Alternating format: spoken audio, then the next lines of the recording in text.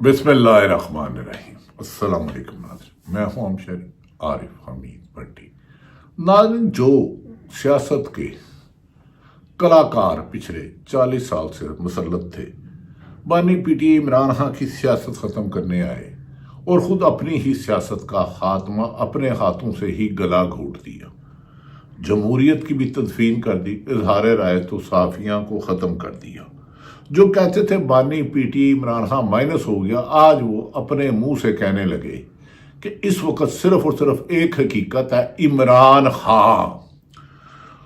اور عمران خان نے انہیں دیوار سے اتنا لگا دیا ہے کہ خود مسلم لیگ نون کہنے لگ پڑی ہے کہ 2024 کے الیکشن چوری ہوئے اور یہ مینڈیٹ چوری کا تھا۔ اس پر عمران خان کو ختم کرتے کرتے عمران خان کو ایسی مضبوط طاقت بنا دی جو نہ صرف خود حکومت میں انتشار اور طاقتوروں کے لیے بھی ایک چیلنج بن گیا ہے اور اسے مٹانا مشکل ہی نہیں، بظاہر ناممکن لگتا ہے۔ عمران خان کی بہن علیمہ خان نے ڈیالہ جیل میں ملاقات کے بعد دبنگ اعلان کرتے ہوئے کہا ہے کہ انہوں نے کہا ہے کہ القادر ٹرسٹ تعلیم جس میں دی جاتی تھی، اس کا کیس جو احتساب عدالت کے جج ہیں، جج ناصر جاوید رانا، انہوں نے فیصلہ محفوظ کر لیا ہے۔ 23 دسمبر پیر کو سنائیں گے اور ان کی گفتگو سے لگتا تھا کہ وہ عمران خان کو سزا دیں گے، لیکن انہیں یہ نہیں پتا عمران خان کے ساتھ عوام ہے اور ہر سزا کو وہ ماتھے سے چوم رہا ہے اور اس کے خلاف چل رہا ہے۔ انہوں نے کہا پنجاب میں، پاکستان میں اب تعلیم مفت دینا جرم ہے، کیونکہ ان حکمرانوں کے بچے علیمہ خان کے مطابق بیرون ملک پڑھتے ہیں، ان کے کاروبار باہر ہے، ان کا جینا مرنا باہر ہے۔ اب عمران خان کو القادر تعلیم دینے کے چکر میں سزا دیں گے اور توشہ خانہ 2 کی بھی سماعت کی، اور جو فیصلے جج دیتے ہیں نیچے احتساب جج کے عدالت کے، انہیں اوپر ہائی کورٹ بھجوانے کے بھی تذکرے ہو رہے ہیں۔ ناظرین، بانی پی ٹی آئی کی کہہ رہا کہ ملک میں پی ٹی آئی نے ہمیشہ آئین اور قانون کی بالادستی کی جدوجہد کی ہے، بات کی ہے اور وہ کرتی رہے گی، اس میں کبھی رکاوٹ نہیں آئی۔ انہوں نے کہا اپنے حقوق کے لیے نکلنے والوں پر گولیاں چلائی گئی، یہ عمران خان کے انہوں نے پیغام عوام کے نام دیا۔ انہوں نے کہا بانی پی ٹی کا کہنا ہے کہ حق مانگنے والوں پر گولیاں چلائی گئی، نہتے لوگوں پر شہید کیا گیا، اور انہوں نے واشگاف لفظوں میں کہا کہ ہمارے 3 مطالبے ہیں۔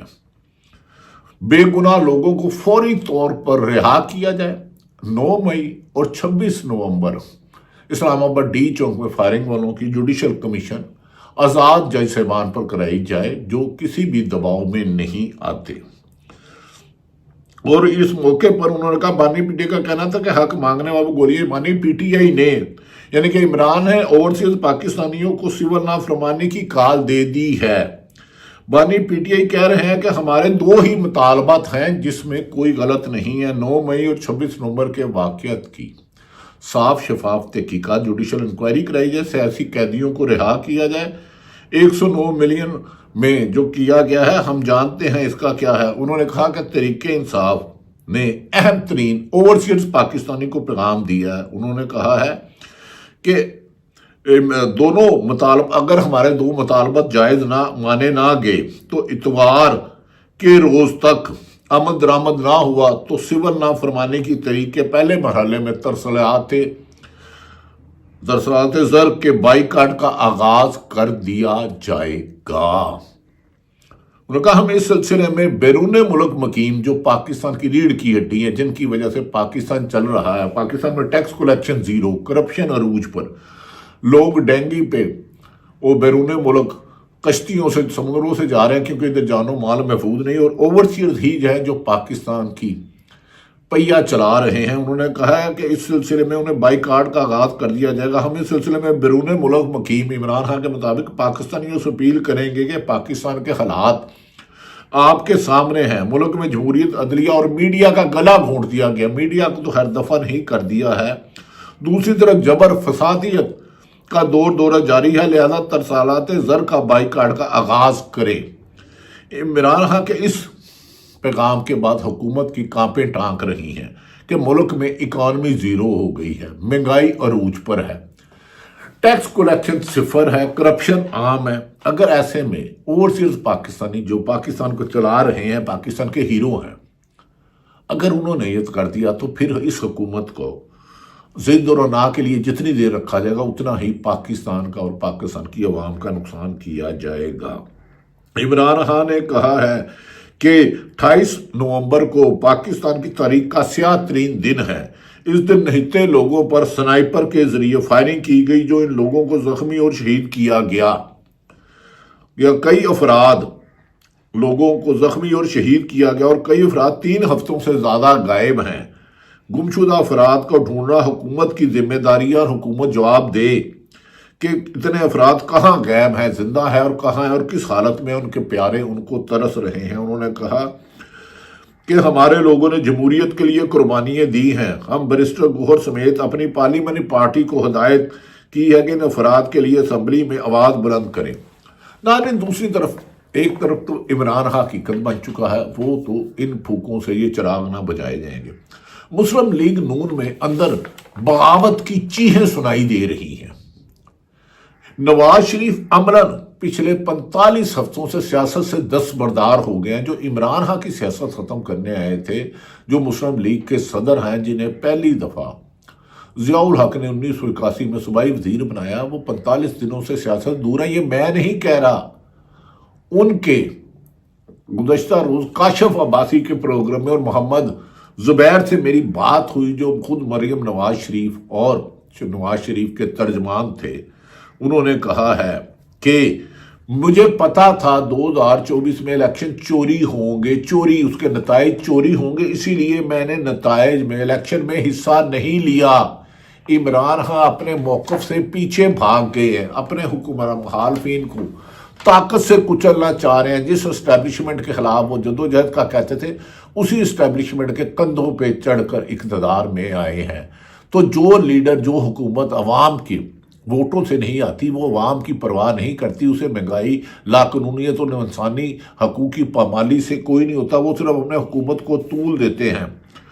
मोहम्मद जुबैर ने कहा कि नवाज शरीफ 26 नवंबर का रोक सकते थे, अपने वजीर आज़म को कह सकते थे, शहबाज शरीफ को, कि हमने भी, मोहम्मद जुबैर जो नवाज शरीफ साहब और मरियम नवाज साहब के तर्जमान हैं, हमने भी दर्जनों प्रोटेस्ट किए, कभी हमारे लिए रुकावटें नहीं खड़ी की। अगर पुरअमन मुजाहिरीन के लिए आप हज़ारों रुकावटें खड़े करोगे तो वो आगे बढ़ेंगे। उसका ये मतलब नहीं कि कौम अपने ही, हुकूमत अपने ही लोगों पर गोलियां चला दे।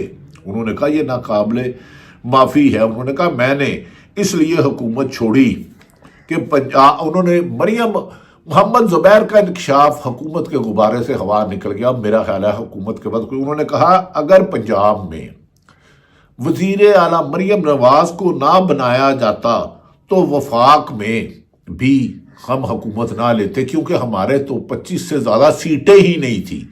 नवाज शरीफ ने ये कंप्रोमाइज़ उनकी बातों से जो अंदाज़ा लगाया जा सकता है, जो उन्होंने कहा पंजाब में अगर मरियम नवाज को वजीर आला की ना होती तो, क्योंकि नवाज शरीफ ने, शहबाज शरीफ ने खुद कहा था कि वफाक में हमारी अक्सरियत नहीं है तो हमें वफाक में भी हुकूमत ना बनाती। उन्होंने यकीनन नाज़रीन अगर 15 से 20 या 25 सीटें पाकिस्तान मुस्लिम लीग नून की थी तो पंजाब में 40 होंगी, तो इसका मैंडेट जारी है। उन्होंने कहा इसलिए शहबाज शरीफ को अवामी ख्वाहिश के बरस हुकूमत दी गई कि मरियम नवाज की जिद थी कि उसने वजीर आला बनना है।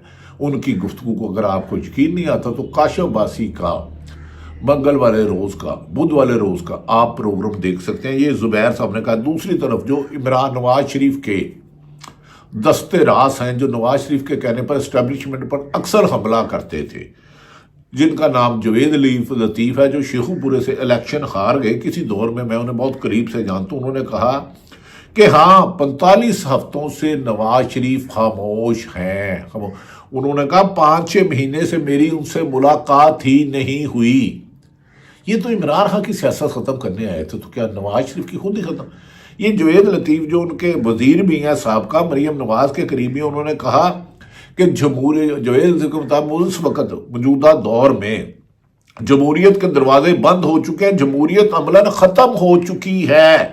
ہمیں بھی کوئی اور چلا رہا ہے. مسلم لیگ نون کی حکومت کے وزیر اعظم شہباز شریف ہے، لیکن چلا کوئی اور رہا ہے. یہی پنجاب میں انہوں نے کہا گجرانوالہ میں ہم نے 5-6 لوگوں کے نام لیے تھے تو سب کو سبتا طاری ہو گیا تھا، اب جمہوریت بائے نام ہے. ان 5-6 ناموں میں تو ناظرین قمر جاوید باجوہ کا تھا. کیا اب قمر جاوید باجوہ کے نام پر جسے نواز شریف 2018 کے الیکشن کی دھاندلی کی وجہ کہتے رہے، کیا ان کے خلاف اب جائیں گے؟ ان کی بھائی وزیر اعظم کو کارروائی کریں گے؟ جوید لطیف نے تو ان کی سیاست کا جنازہ ہی نکال دیا. انہوں نے کہا 4-5 مہینے سے میری نواز شریف سے ملاقات نہیں ہو رہی. نہ نواز شریف 3 دفعہ وزیر اعظم ہے، ایک سیاسی جماعت کے لیڈر ہیں جو مینڈیٹ چوری سے آئی ہے، نہ ان کی کوئی پریس کانفرنس ہوتی ہے، نہ میڈیا سے ملتے ہیں. یہی کہا جا رہا ہے کہ انہیں یہ کہا گیا کہ آپ کوئی الیکشن کو ہارنے کی بجائے آپ کو حکومت دے دی گئی. آپ کہتے مجھے کیوں نکالا؟ آپ یہ بتاؤ کہ مجھے لایا، آپ کو لایا کیوں گیا؟ چپ کر کے بیٹھو ورنہ تمہاری بیٹی اور تمہارے بھائی کی حکومت فارم 47 پر ہے. یہ باتیں ناظرین عام میڈیا پر زبان زد عام ہیں، اور اس حقیقت کو تمام غیر جانبدار صحافی بھی مان چکے ہیں کہ عمران خان کے علاوہ اس وقت پنجاب میں کوئی بڑی سیاست نہیں ہے. اب یہ کہا گیا ہے محمد زبیر نے کہ اگر پنجاب میں حکومت نہ ملتی، چوری کا مینڈیٹ نہ ملتا، تو اس کا مطلب ہے انہوں نے کیا کرنا ہے. ناظرین پی ٹی اے کی پارلیمانی پارٹی کا بھی گزشتہ روز اجلاس ہوا. انہوں نے کہا الیکشن چوری کے پہلے کے بعد جس طرح ترمیم کی گئی ہے میں اس کو نہیں مانتا. اس سلسلے میں سابق وزیر اعظم جو پاکستان مسلم لیگ شاہد اقار عباسی کا کہنا ہے کہ الیکشن چوری کا مجھے پہلے سے ہی پتا تھا، اسی لیے میں نے الیکشن میں حصہ نہیں لیا. انہوں نے کہا 26ویں ترمیم ایسی کی گئی جس سے آئینی ڈھانچے کو تباہ کر دیا گیا ہے اور ہم پر مری میں دہشت گردی کے مقدمہ درج کر دیے گئے ہیں.